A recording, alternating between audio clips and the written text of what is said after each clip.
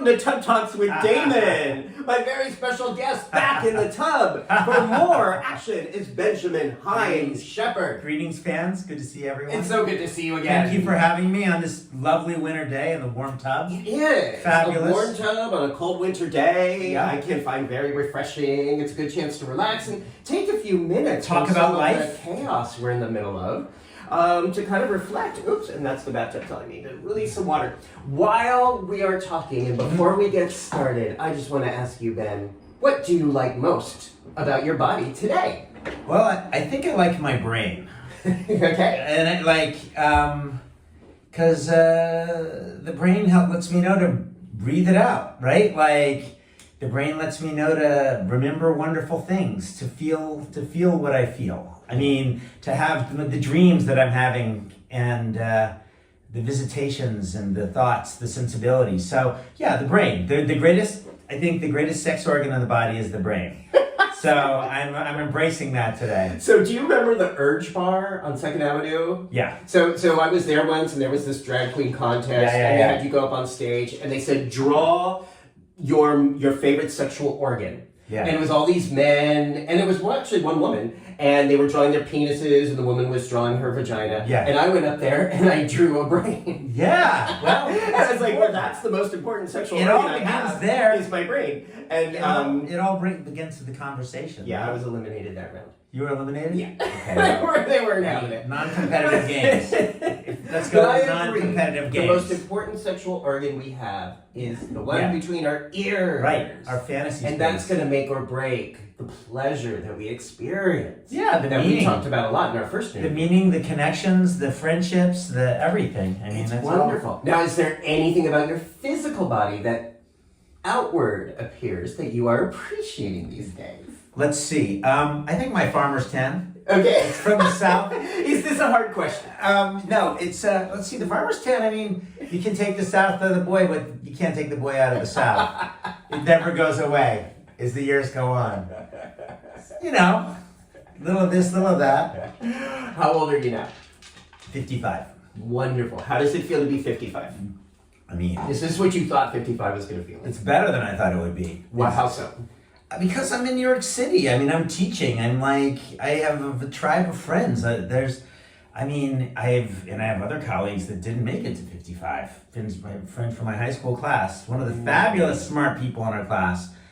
You know? So I'm just grateful to be here and grateful for the community of friends, the city of friends. That's my rap. Walt Whitman said, like, democracy will be saved by a city of friends. And I live in the city of Walt Whitman, and I think about those friends, and the friends in strange times keep me going. I mean, last Thursday, I went to Washington, and we did a civil disobedience action, but the most fun was hanging out and gossiping with Kate, my old friend Kate from New Alternatives, about ACT UP and friendship and what's going on, and then my new friend Molly from ACT UP, and then taking the action, of course, with Charles King was super fun, even though we couldn't get arrested, but we still, what does that mean? Well, so we were in DC because we were defending that big liberal program that George Bush proposed, the President's Emergency Plan for AIDS, not research, but Funding. Yeah, AIDS funding, and AIDS funding abroad, and called PEPFAR. PEPFAR, and incredible program, but 20 million people depend on HIV medications around the world, and tuberculosis and malaria, and the United States government does actually do decent things sometimes, and this is one of those things that's like, I guess, our soft power, but we can actually have a positive influence. And I think it's everybody's interest to not have diseases running rampant. Sure. And mother to child HIV, we don't need that, right? Like, there are lots of good things you can fund, and this is one of them. And so we went to the State Department and wanted to make a stink about that in a nonviolent, peaceful, joyous, abundant way. Sure. And these are activists I've known for years around this program. And when the program first started, there was still the idea that you can't have HIV medications because in low income areas, they're in resource poor areas. A little bit of racism. I'm going to say, you can't have HIV in Africa.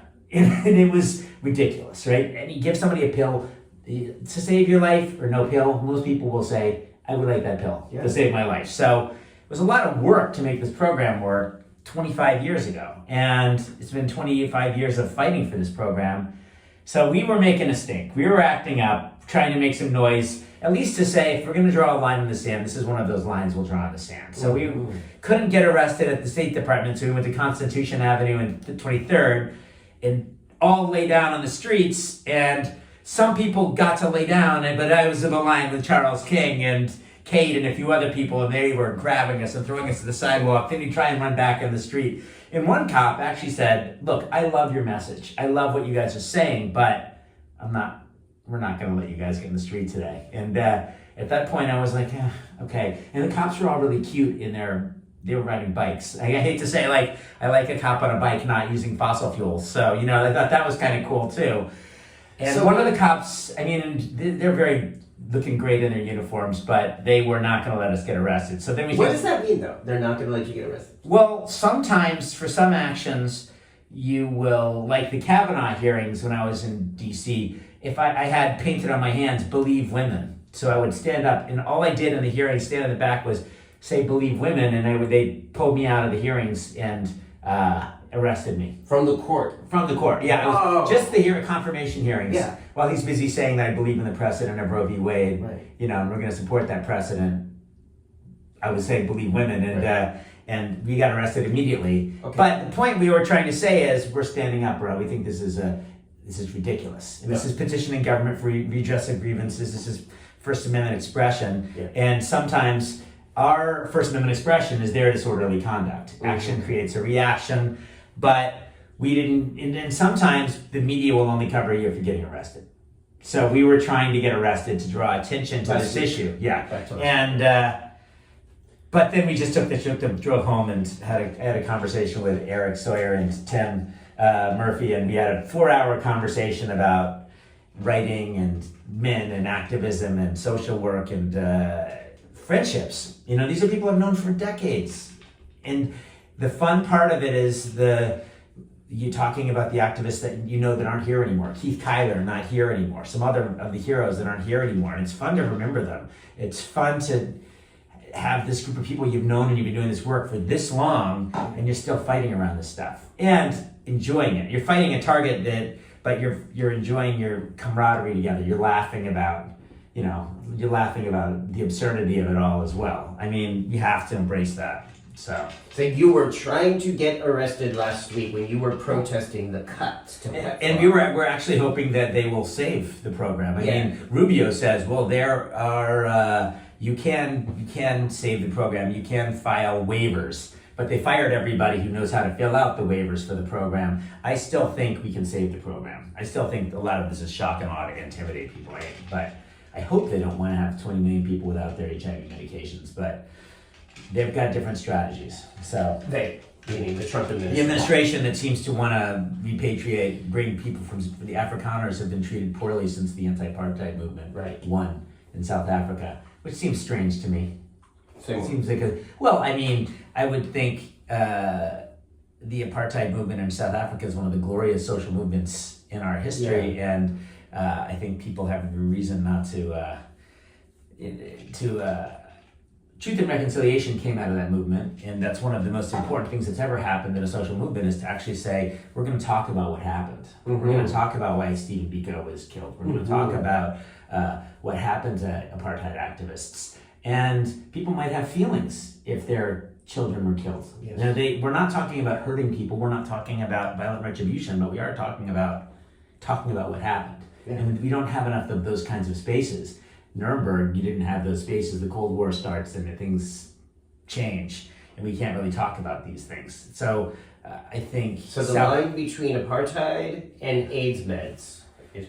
The line between apartheid and AIDS meds is that apartheid is a threat to democracy, and HIV was a threat to a burgeoning democracy. As Nelson Mandela is setting up a new government, we're recognizing that there's an HIV crisis. Yes. And so, and it's another health-based crisis, and another crisis about inequality, and inequalities in health. And that's something we've been fighting to try and challenge these inequalities. And I think these inequalities there's these problems in the world around climate, and problems around the world around inequalities, and problems in the world around migration, and they all fuel around each other.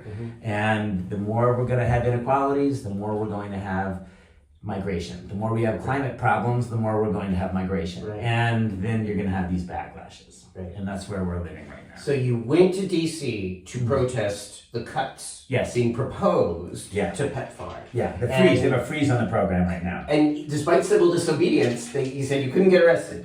So what do you think changed? Because I know in the 80s and the 90s and even more recently, that was the common thing to do. There have always been moments when they won't arrest you. Why? I mean, David Feinberg's famous line at Seize the FDA was, whose dick do you have to stick to get arrested around here? I mean, there have been moments when they won't arrest you because they know that if they have arrests, then there's going to be publicity around the issue. And they don't want the publicity around the issue. And they've always known that if they don't have to arrest us, often they won't. They'll just wait us out. So it sounds like and it's rainy. almost like It was very cold. strategic. It was cold and rainy, and they knew that your butts are sitting out there on the rainy, cold day, and it's almost snowing. And after an hour and a half, your adrenaline goes down, and you're like, it's a little okay, act up. At first you're fired up, but then it slows down. And I think that they know that, so they sometimes will wait you out. Sometimes they want you to get out of there. And they being the police, Yes, the DC police. Yeah. I've had other moments where we were protesting, like at the Carlyle Group, which is a defense contracting firm that the president's father, George Bush, was sitting on right before the Iraq war invasion. And so if you think about buy low, sell high, if you know that there's going to be a war, buy defense contractor stocks. And so we were selling, yay, defense contracting. We were dressed like vampires. Yay, war profiteering. And the police arrested us immediately. So the message was they didn't want us to talk about defense contracts at the Carlyle Group. And they arrested us immediately. So they couldn't tolerate the message. But I think that everybody in Washington knows these HIV medications are good for the world, but they don't give a shit.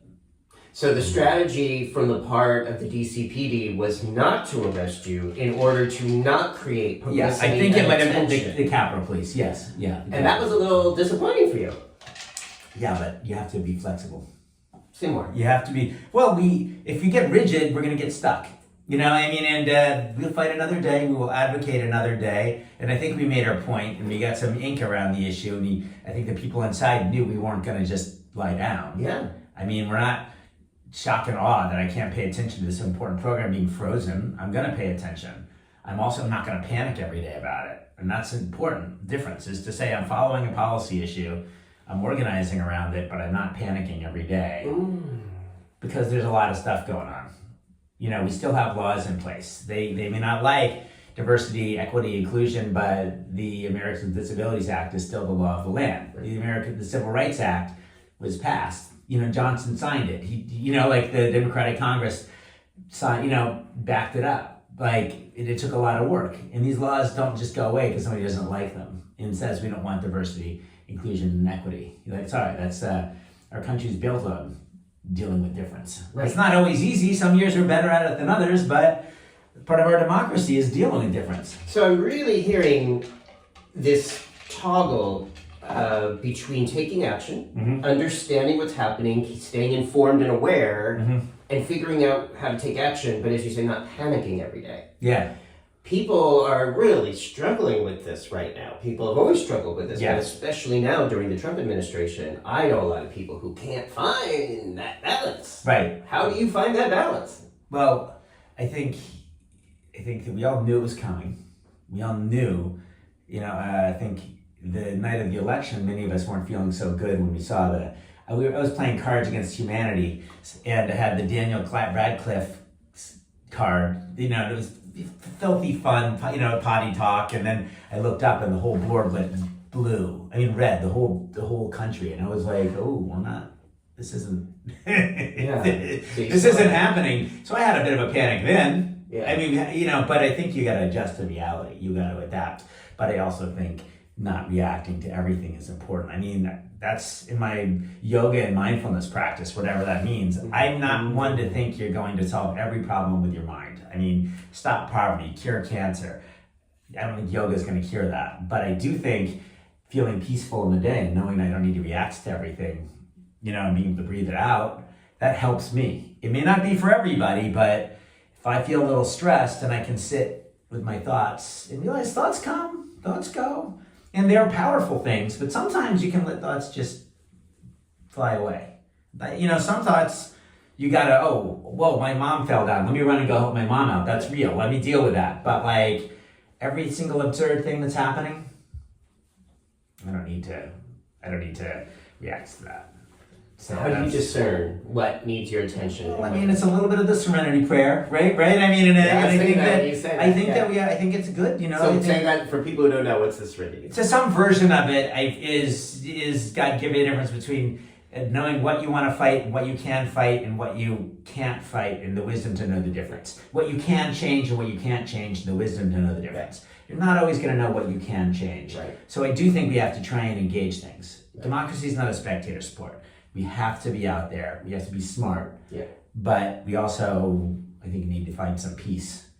But it's like if you lost your job, that's hard. You know what I mean? And I think they're firing a lot of people. So, these are big questions. These are really big questions right now. But try to find some peace in the day-to-day while we're doing it. Right. I mean, that's the side of this that I come to is maintaining mental health. Yeah. Choosing mental health. And I say choosing very... Well, I saw you doing outreach to, the swing voters, and that was a big challenge for mental health. When I went to Pennsylvania, my mental health wasn't so good when I talked with voters. Yeah, I would think that would be your thing. Like, I love that. I love doing that. I love talking to voters, but I also got very discouraged because I saw couples, there'd be mixed couples, and I would just think, you guys can't both be solid about where you're going with this, even if there's a split within families. Yeah. That's a big split. Yeah. And I saw that repeatedly, and I was like, oof, this isn't and also there's not enough people on my side. Maybe there's that. It's a competitive thing, and I wanted my side to win, and I realized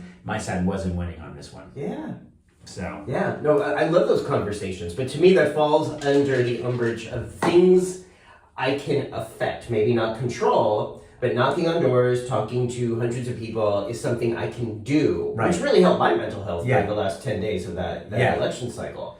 But to me, mental health is going to have to be a choice we make, because, and if we don't make it, the default is going to be panic for most people, at least the 48.3% people who wanted something different during this time. Yeah. That now more than ever, I think, is really going to be the time that maybe you could say mental health. 75%. I mean, like the 50% of the people vote. Yes. And then in this election, 65% of the eligible voters. Voted, which has been relatively high for the US. And then half of them, like let's say relatively, like it still was close to 50. Was it 49, 48? 52, something like that? So Kamala Harris got 48.3% of the popular vote. Yeah. Donald Trump received like 49.6 or 49.7% of the popular votes. Definitely not a landslide. For the popular vote. Yeah. So there's plenty of people that just weren't engaged. Yeah, about 33% of eligible voters did not engage at all. Which says something. Which really says something. What do you think what would have to happen for that to change? Well, I mean, I'm not a consultant. I'm not a political consultant. I think people have to, people get their needs met or they walk. And if you don't get your needs met, you're going to walk. I think these elections are really about advertising, so I don't know. I think, I like Jimmy Carter, I don't know. I liked the candidates on the table this time. I thought they were fine, but so what would it take to make it different? I think there are core issues that people are really excited about, and I think if people can feel like those are going to move, that's going to work. I thought they were on the table, but maybe they weren't at the table enough. So I don't know, and that's a hard one. I don't know the answer to that. I don't either, but we gotta think about that. Yeah, that's right. So while we're thinking about that, I am really excited because you have a book coming out this spring of 2025. Yeah, March 2025. Integrates so many of the subjects we're talking about here. And you have more than 30 years of history and experience to draw upon when we're talking about activism, friendships, and fighting. Yeah. Activism, friendships, and fighting. And this is so important. That's the title of the book. It's these three essential areas, and if ever there was a time for us to be actively engaged in these areas, this is it. This seems to me like really great timing, for better or for worse, that you're talking about these things that we're confronting now more than ever. Right. How did this book come about? Well, when I was finishing my PhD 20 years ago, I read an interview with Michel Foucault, the French philosopher, and the interview was called "Friendship is a Way of Life." And he said, look, for gay people, for queer people, it wasn't laws that changed anything, it was social movements, it was friendships, it was bathhouses, it was collective events, it was roommates, it was networks of people that built something on the bottom that meant something, and then they could live different kinds of lives. And so I've always felt like it's these networks of friends that change hearts and minds. How do you change hearts and minds? I think it's when you're talking with your friends about an issue. When an issue that impacts you or impacts your friends comes up, and you're talking and making sense of that. So I got really interested in the idea of friendship. And at that point, I had been involved with AIDS caregiving and AIDS activism for many years, and saw that friendships is part of when the government wasn't helping out, it was the friendships. It was the friendship networks that help people look out for their friends and help people to get people medications or die well when they weren't going to make it, or enjoy and find meaning in what they were doing. So those became really important topics to me. And so I was involved in social movements around AIDS activism, but also the environment and the climate and public space and labor, and friendships were all part of this. But there was always the conflicts. And my first book about friendship is called Rebel Friendships. And the principle, John Jordan said, we don't need Facebook friends, we need rebel friends. You need friends that are going to get out there and get into some trouble with you. Some John Lewis, good trouble. Like go out there, get arrested, do something, disrupt something, but for the purpose of a more lovable, just world. And so that became a driving force of my first book, the affinity groups that I loved. I didn't like big organizations. I'm not knocking unions, I'm not knocking bureaucratic organizations, but bureaucratic organizations can often feel like, Max Weber talked about the iron cage of despair. You can feel despairing when you're working for a big organization where you're not an important player, you're just come to work, do your job, get out of there. It's very impersonal, very alienating. So when you're working with a small group of people, I think you can get a lot done, and you can feel a little more meaning in that small affinity group. That's what drew me to this topic. And so I wrote about my affinity groups. But my one friend said, but you're not dealing with the real issue, which is the conflicts that happen when we're doing organizing. The conflicts within organizing. Within organizing. Between the friendships. Yeah. Okay. Between the people who are often on the same side politically. Right. Let's say that you and I want to organize around the climate, Williamsburg, around the climate, and half of the people in our affinity group were organizing around cleaning up the waterfront and stopping a pipeline come through the neighborhood, which is part of what people have done successfully the last few years. And some of the people in the group will say, this working with Emily Gallagher, the assembly person in the neighborhood, she may be a democratic socialist, but she's still part of the system. We need revolution. And the other part and that's a good position, right? People are going to say, tear the system down. And another part of the people are going to say, no, we've got to work with Emily to build a bigger coalition in Albany to help pass some laws, and we're going to work within the system. And it's the Martin versus Malcolm issue. Martin Luther King thinks nonviolent civil disobedience. Malcolm X says by any means necessary. Mm-hmm. And so we're going to have these conflicts.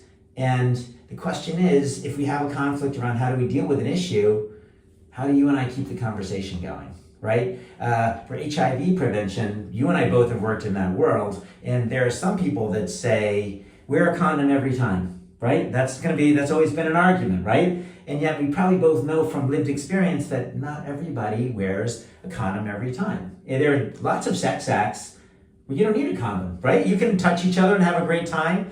Not in the old safe sex adage, like not on me, in me. not in me, on me. Like, but people can share space together without always wearing a condom. Yeah. But that's a complicated conversation. Yeah. Can we allow that complications?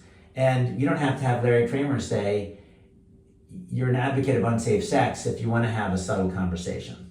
And so I think the challenge is, how do we allow difference? Yeah. How do we allow for differences of opinion? Okay. How do we? Well, I mean, hopefully we can talk it out, but it doesn't always happen. Creating spaces to talk it out. Mm-hmm. But I'm not sure we always do have those spaces to talk it out. But I like to think there's room to say, all right, we've got a difference of opinion here, but it's you're not a bad person. Well, and where I think that gets really complicated, and no one has this figured out, by the way, but I know where that can get really murky is in the current political climate. Like, I hold space for people who have different opinions than me, and Sure. I can do that. I don't hold private space for people who are in favor of Trump and Right.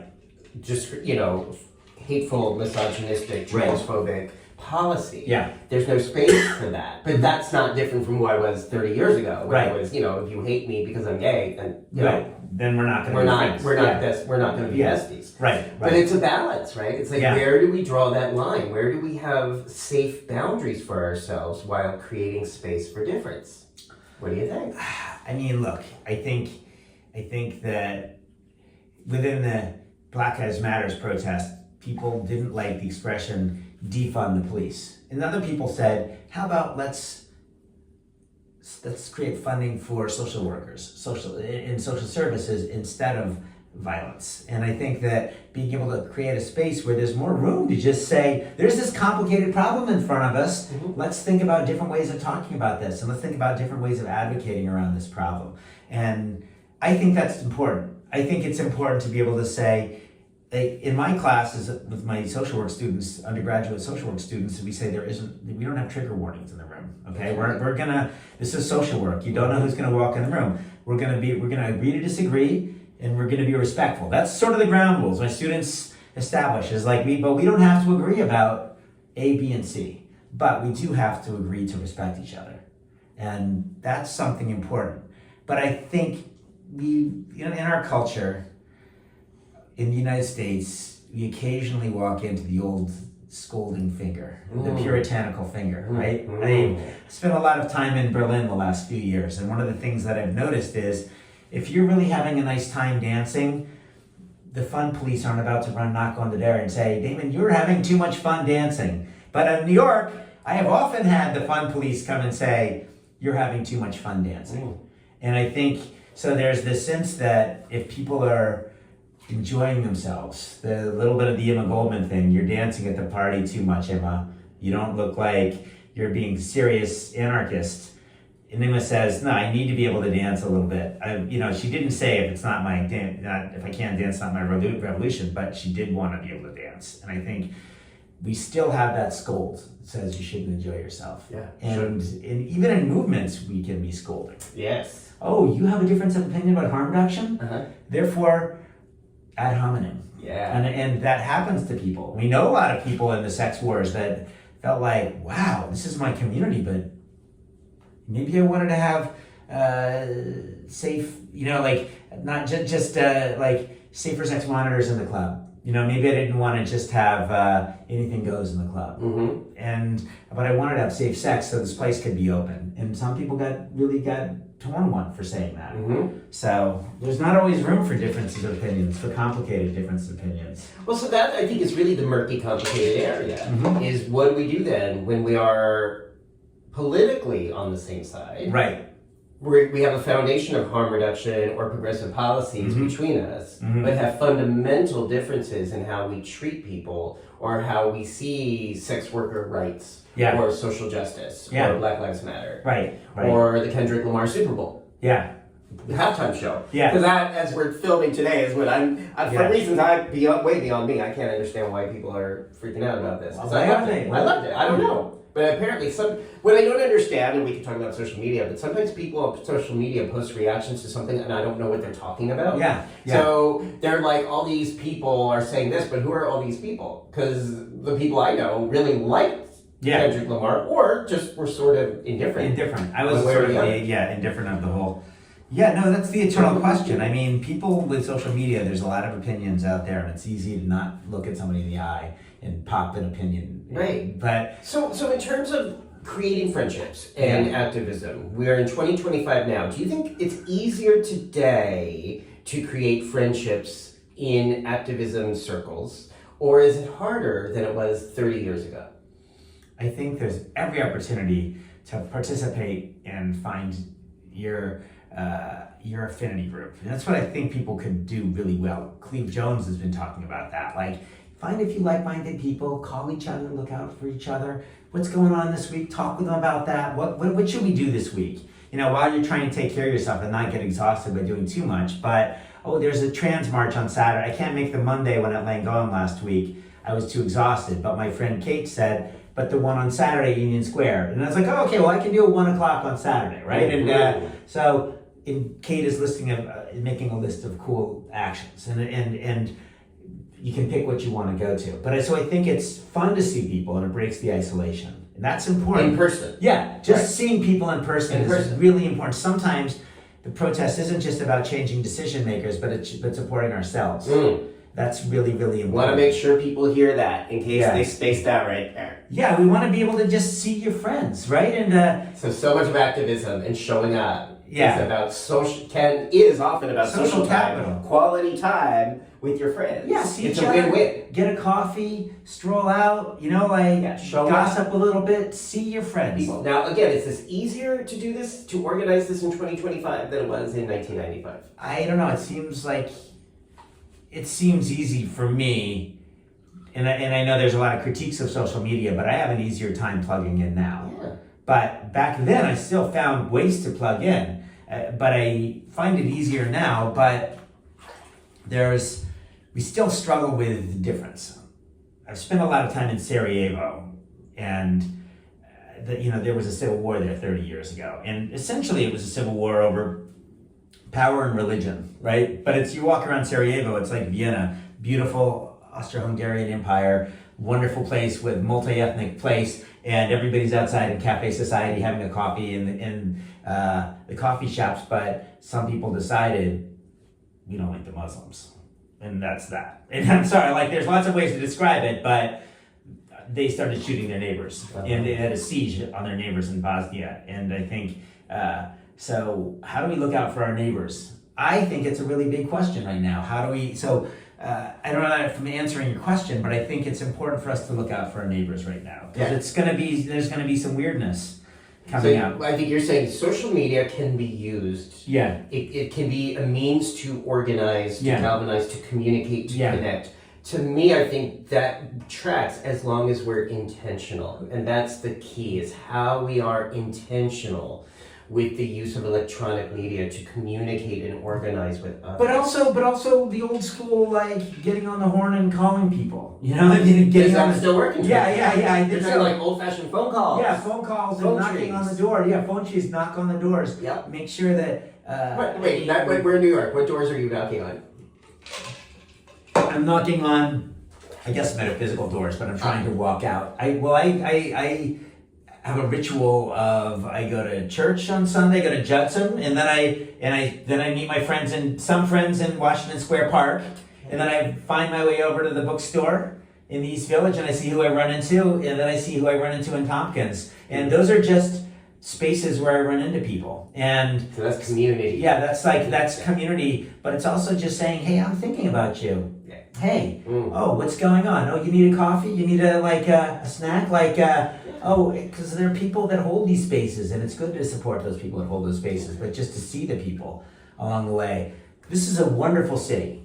It's a wonderful city of friends, but you got to get out and see them. That's my, show up. And people go to the farmer's market every Saturday. Go see the people in the farmer's market. You're trying to organize an action of some kind. Do you still make flyers and give them out in all of these places? Yeah. So flyers, good old-fashioned paper. Old-fashioned paper. Flyers are still a thing that helps people. At the college, we put up posters everywhere, right? But you call up a few people that help you get organize something. They call two friends. They call two friends. Well, it still works. So some of these methods that we used 30 years ago to organize and galvanize are still being used today. I think so. And in some ways are just as effective, if not more, than today. Information is always power. Okay. I mean, silence equals death. Information is power. We're doing immigrant rights organizing, and people need to know their rights about not opening the door. Or knowing, am I being detained? Or, do you have a search warrant? People need to know their rights. And you also need to know how to get to a lawyer fast. So these are really important principles for looking out for. And how do you get that information out there? We do Know Your Rights sessions at the college, and I think all over the city people are doing Know Your Rights sessions. Know your rights. Know your rights, so that because there are people that are undocumented that I think are being targeted. Yes. By the administration right now, and I think by the mayor, who's saving his political career in some ways. But they're also our neighbors, and we got to look out for our neighbors. And they're our caregivers, and they're taking care of our family members, and they are making the city work. I've lived in Texas. I've seen basically an open border 35 years ago under Ann Richards and under Clayton Williams in the 1980s. I mean, people, when Katrina happened, the former governor of Texas understood that who's going to get the job done? Immigrants. Like all of a sudden, restrictions on immigrants disappear, and who goes to New Orleans? Some undocumented people go to New Orleans and rebuild the city. Yeah. And I mean, it's an anarchist, but a lot of undocumented folks, and because cheap labor, and that's part of capitalism. This is the good and the bad part of capitalism. But people rebuild cities, and so who's going to get the job done? Immigrants, right? So these are our neighbors. These are our friends. These are our family members. So it's important. How do we support them right now? I think that's church-based. I think that's neighborhood-based. That's network-based. Lots of ways. And when I say Judson Church, we got a whole sanctuary program. But so whether you want to do and we hold space for anarchists and church-based people and strange bedfellows, and it's kind of interesting. And they're like, why do you guys pray so much? The anarchists will say that, and then the church-based people will be like, well, let's support this person. And I think it's building common ground with people that you might not always build common ground with a common goal, which is human rights. So the church you attend is also part of this community. Judson Memorial. Judson Memorial. Yeah. So there's a component of that that's also about community and friendship and fighting. And activism. In friendship, And there's always fighting in church, but for most part, for the most part, it's building a common space. Building a space to fight others, but still not dealing with that issue. We still haven't found an answer to the issue. We'll never find the answer, but I think we deal with fighting among ourselves. Well, look, sometimes there's a good fight where you learn from each other in a good fight. And how do you give each other the time and the grace when there's a hard moment to say, it's going to take me a minute, but I'm going to come back. I'm not writing you off. That's important. There are different times for different friendships.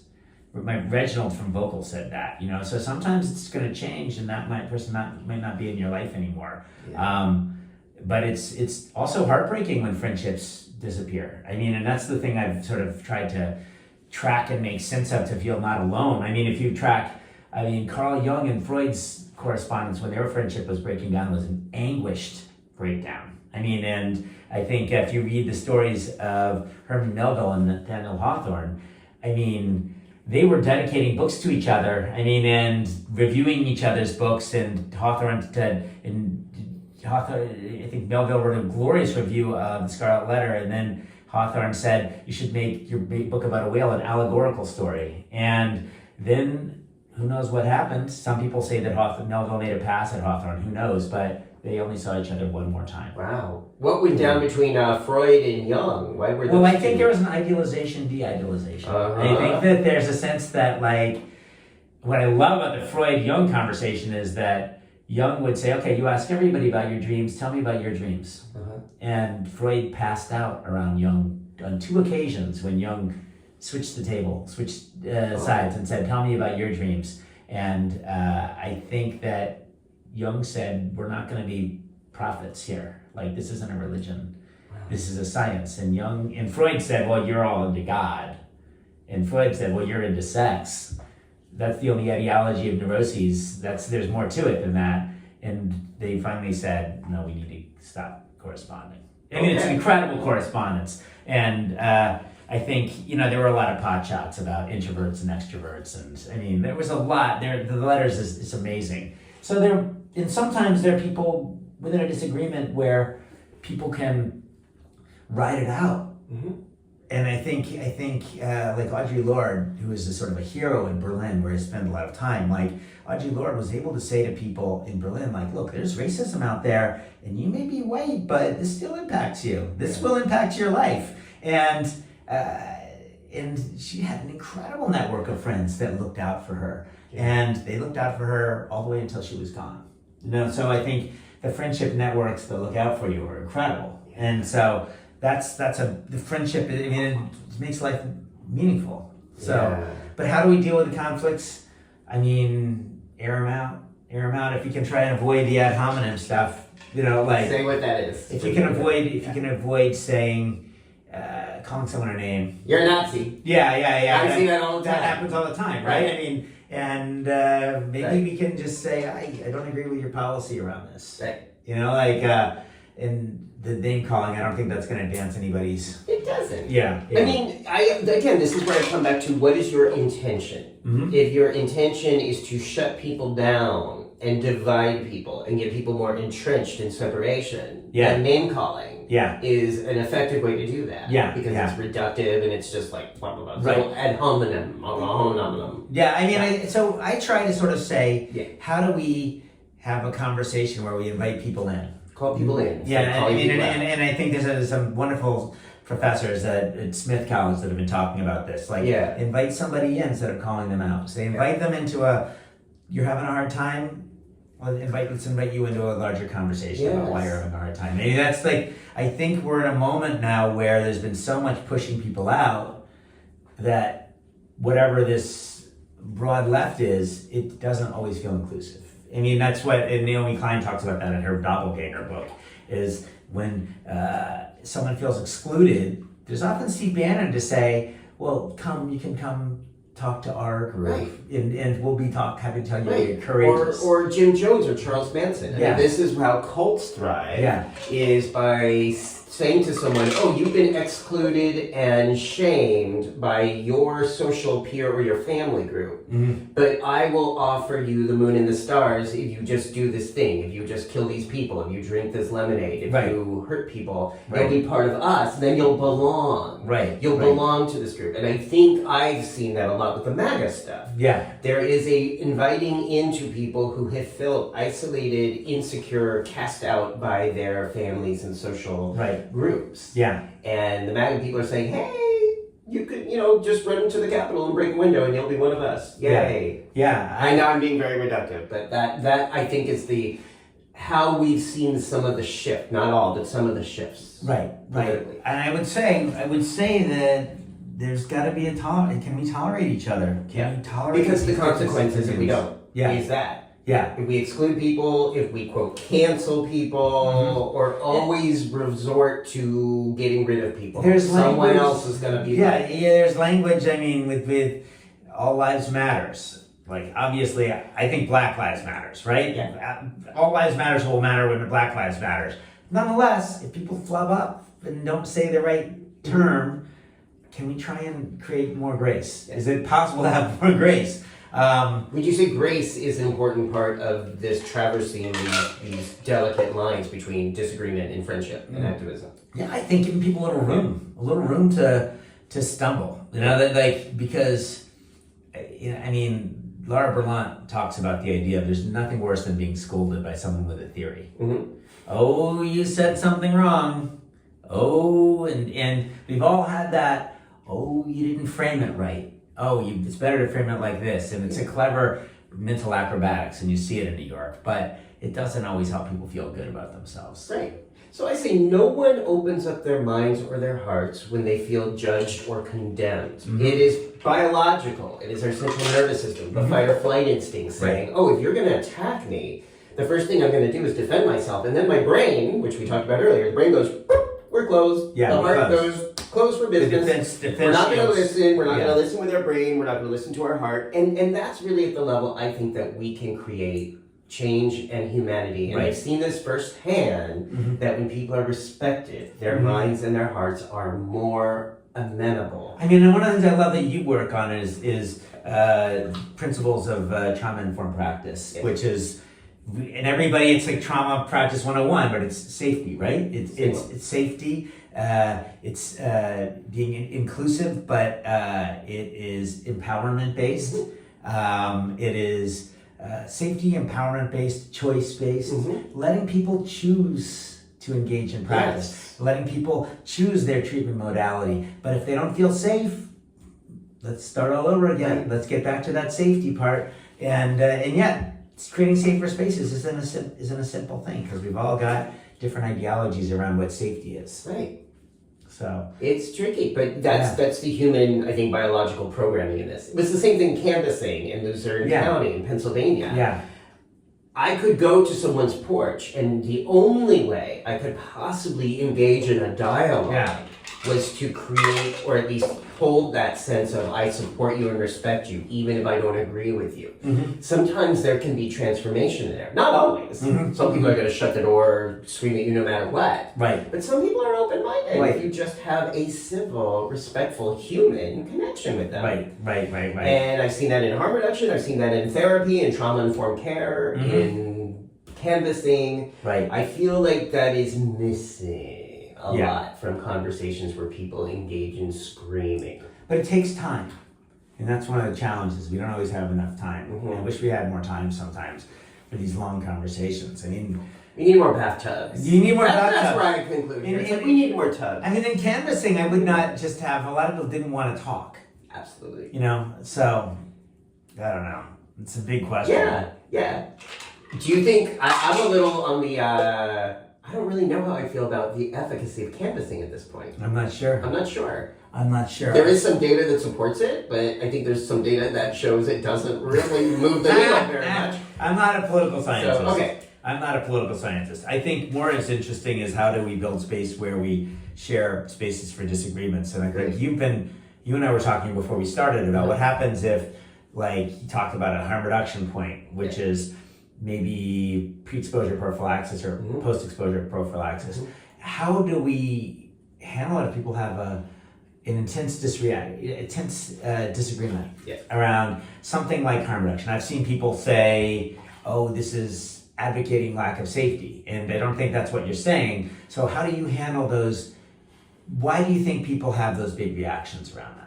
Sometimes we've talked about that. You've had experiences where people might have had an intense reaction to that. Right. Why do you think that happens? Right. Well, I mean, again, trauma-informed care means understanding that sometimes that vehemence, that reflex of anger and rage that happens to be at you but is not about you, is informed by a previous trauma.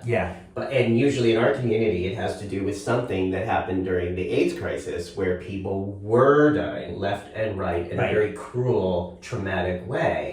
And the people who lived through that and survived that, some of whom are still carrying that pain that was never really addressed by our mental health systems, by our culture. The empathy and grace that we're asking people to have was not afforded to people that were there. So you can't ask someone to give something that they haven't gotten. And I think we see a lot of that. We're seeing that today with DoxyPEP. With using doxycycline to prevent STIs. Again, we're getting some of the same vehemence reaction to pleasure and sex and health and safety. Mainly for the medical profession, saying that, we don't like this, we're afraid of this. And again, I try to say, well, I could just, I could get on my high horse and call you an incel. Or, which might feel good in the moment, but it's only going to lead to further entrenchment. Or try to sponsor a dialogue of, helping people understand data and science. And that point where we might agree, but don't, again, with doctors, it's like, oh, this frustrates me. People who watch this show know that it's like, as a consumer, I want to be able to act on science and data. Doctors are often like, we're operating on the level of what if something could go wrong. And this is a tension. This was HIV and AIDS treatment drugs too. There was the same tension between the consumers who said we deserve to be able to take drugs that are data driven, and the doctors who said, no, we're afraid something might happen. Might happen. So this is where I seek, I'm not saying I'm perfect at this by any stretch, but seek to find conversation, common ground in trauma-informed care in terms of that stark no.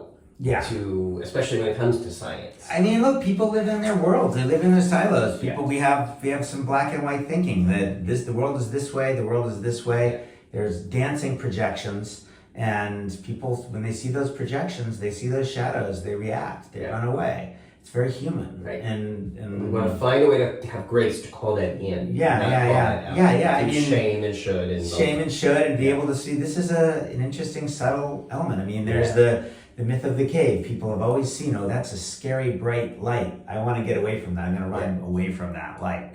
But I can say it's also interesting to look at what's out there. Yeah. But not everybody wants to look. And not everybody wants to look. So for people who are watching this and are going to buy your book, which is amazing, it's coming out this spring of 2025, Activism, Friendship, and Fighting. Yeah. They're going to get a lot more information and history and ideas. Let's say they read this book and they're like, okay, this is the time. I want to be involved. I want to be one of these people who shows up in my community and do something. But they're watching this and they're thinking, oh, well, that's too much. I don't know how to do it. I'm embarrassed. I've never done it before. I don't know where to go. I don't know what kind of signs to bring. I don't know what shoes to wear. Right. What would you say? I would say, again, find 2 or 3 people who are like-minded and start working together to get some information, right? Which is like where to go, what are the issues, right? What are the issues that you care about? And then what is going on around that issue in your community? I mean, for me, it's the trans community is a big issue, and so I'm able to find out. I've got a lot of information coming my way about that. Yeah. But I would, for HIV and for immigration, those are big issues that I'm getting a lot of information about. But find the 3 issues that you care about, talk with 2 or 3 people about those issues, see if there's a discussion. See if there's a place where people are talking about that issue. And I would say online forums are great, but I would try and find people that you can actually talk to in real time.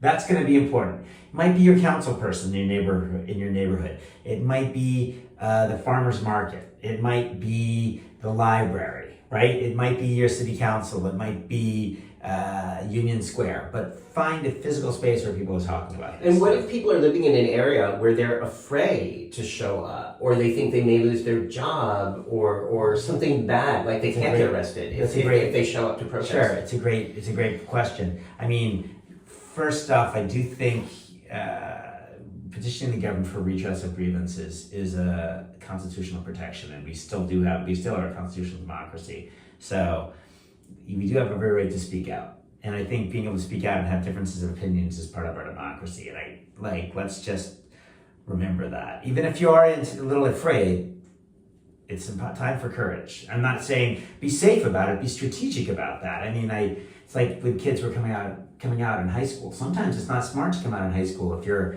in high school where you could get beaten up. Right. So harm reduction is important. I'm not here to say put yourself in harm's way. Sorry, my leg is ghostly. Go ahead. So I think, how do people plug in? There's so many resources out there. Finding 2 or 3 of those places to go and meet people that have the same opinions, or at least somebody that's shooting some ideas around would be really helpful. Yeah.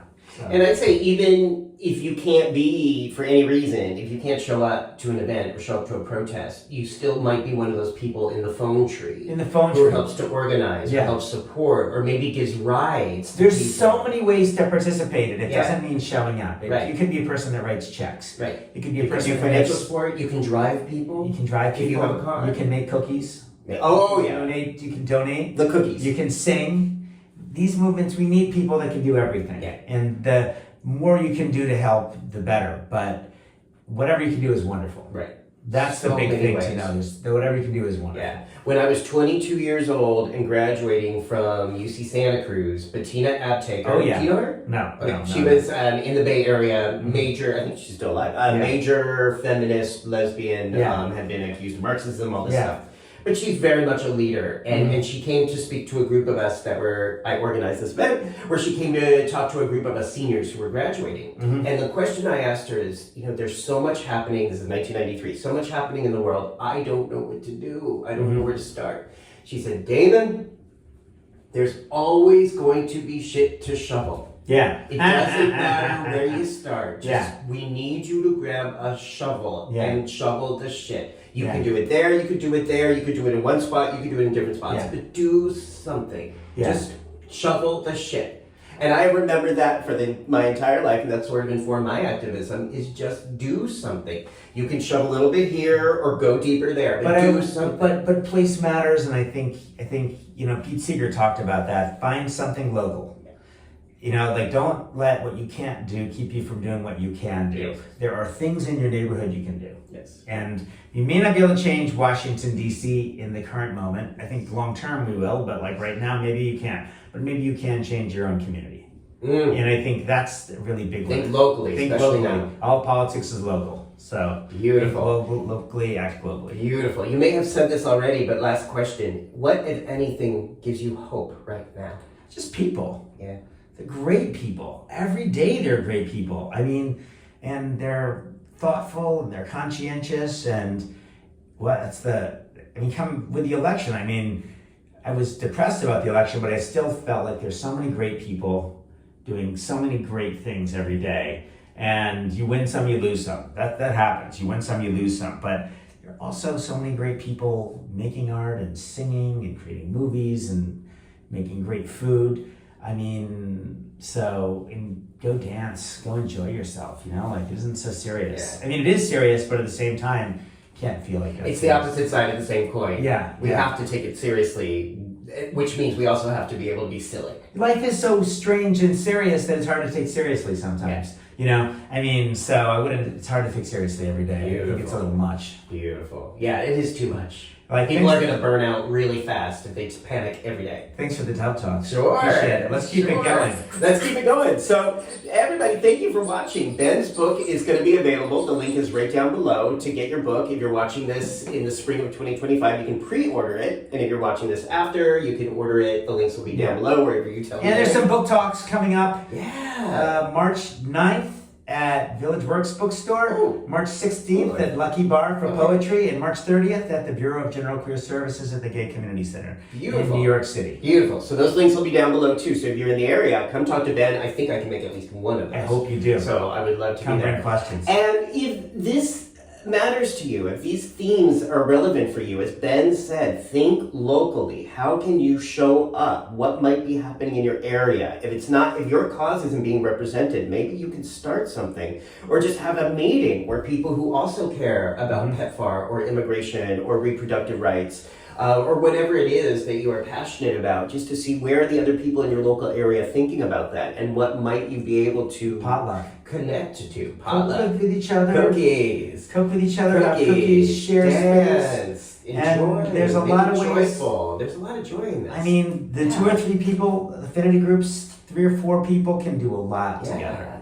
There's also, so these Tub Talks, if you subscribe down below, there's like 170 something of these Tub Talks. And the thing that ended up happening in doing these Tub Talks that I wasn't even expecting is that everyone, including you who has been on the show, helps me to learn something that is the antidote to the nightly news. So I feel like the nightly news is all about hopelessness and chaos. Yeah. And every one of these Tub Talks is someone who is doing something to help make our world a happier, healthier place and talking about the tools they're using to do that. And I think that's even more relevant today than it was a few years ago when we did our last one. Yeah. So please subscribe, share this with people if you think it's helpful or relevant. If you don't like someone, share it anyway and show it to someone you don't like, because maybe they'll get something out of it. Bring some joy in your community.